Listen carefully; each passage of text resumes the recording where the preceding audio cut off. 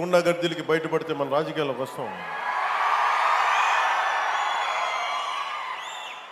కేసులు పెడతాం, వస్తే 29లో మేము అంతు చూస్తామంటే మీరు రావాలి కదా.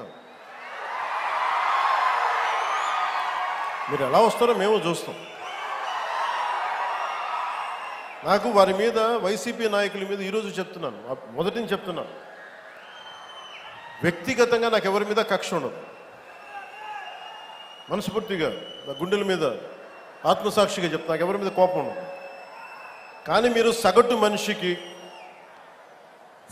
మనిషిలో, ఈ దేశంలో ఉన్న సగటు మనిషికి, సగటు మధ్యతరగతి మనిషికి, సగటు రైతుకి, సగటు యువకుడికి, సగటు యువతకి మీరు కనుక భయభ్రాంతుల్ని క్రియేట్ చేస్తే దాన్ని ఎదుర్కొనే కదా ఇక్కడ దాకా వచ్చాం. మీకు 151 సీట్లు వచ్చినప్పుడు కదా, నేను 2 చోట్ల ఓడిపోయినప్పుడు కదా మేము ఎదుర్కొని బలంగా నిలబడింది.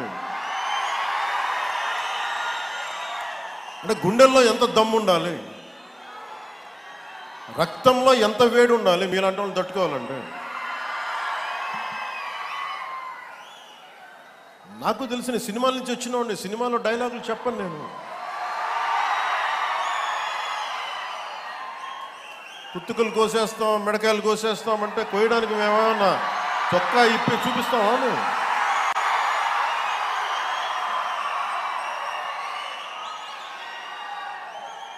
నేను సినిమాలో డైలాగులు చెప్పడానికి కూడా ఇబ్బంది పడతాం. సింహం గడ్డం గీసుకుంది, మేము గడ్డం గీసుకోలేదు. ఇది సరదాగా ఉంటాయి, మిమ్మల్ని చీరప్ చేయడానికో సరదాగా చేయడానికి. నిజంగా గడ్డం గీసుకుంటే దరిద్రంగా ఉంటుంది. చూడండి, ఆలోచించండి. స్నానం చేయకుండా, మట్టి కొట్టుకుంటా, అంటే ఇవన్నీ ఏంటంటే సినిమాల్లో చెప్పిన డైలాగులు. అవి ఎందుకు చెప్తున్నానంటే సందర్భానుసారంగా చెప్తున్నాను.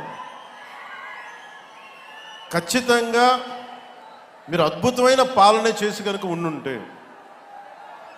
మీరు 11 సీట్లకు వచ్చేవాళ్ళు కాదు. మీరు అంటే ఇది రెలవెంట్ కాబట్టి చెప్తున్నా. ఇది కక్ష తీర్చుకునే ప్రభుత్వం కాదు. ఇది తప్పులు చేస్తే శిక్షించే ప్రభుత్వం ఇది.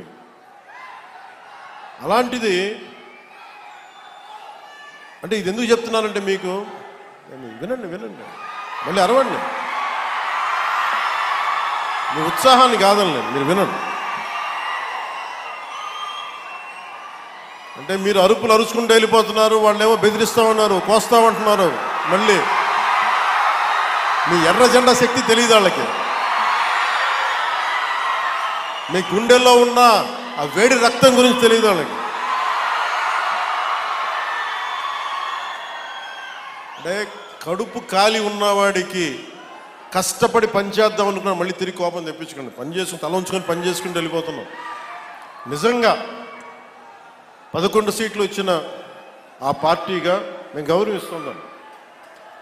ఈ ప్రభుత్వం గౌరవ ముఖ్యమంత్రి శ్రీ నారా చంద్రబాబు నాయుడు గారి నాయకత్వంలో ఉన్న ఎన్డీఏ కూటమి నడుపుతున్న ఈ ప్రభుత్వంలో తప్పులుంటే ఖచ్చితంగా చెప్పండి. ఖచ్చితంగా చెప్తే మేము సరిదిద్దుకుంటాం, లేదా వివరణిస్తాం. అంతేగాని మేము కుత్తుకులు కోసేస్తాం, రంపాలు తెస్తాం, రంపాలు పెట్టి కుత్తుకులు కోస్తామంటే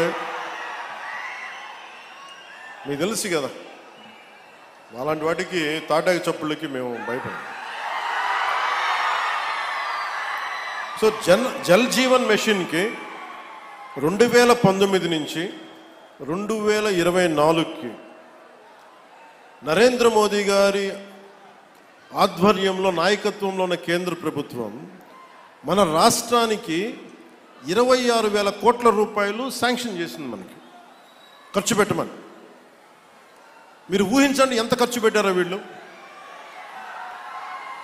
26,000 కోట్లు మొత్తం ఇస్తామంటే దానికి మ్యాచింగ్ గ్రాంట్ ఇవ్వకపోవడం వల్ల 4,000 కోట్ల రూపాయలు ఖర్చు చేయగలిగింది. ఆ 4,000 కోట్ల రూపాయలు పోని కనీసం కొన్ని ఊళ్ళకి దాహం తీర్చారా అంటే అది కూడా తీయలే. ఆ 4,000 కోట్లకి పైపులు వేసుకున్నారు, అంతే. పైపులు వేశారు,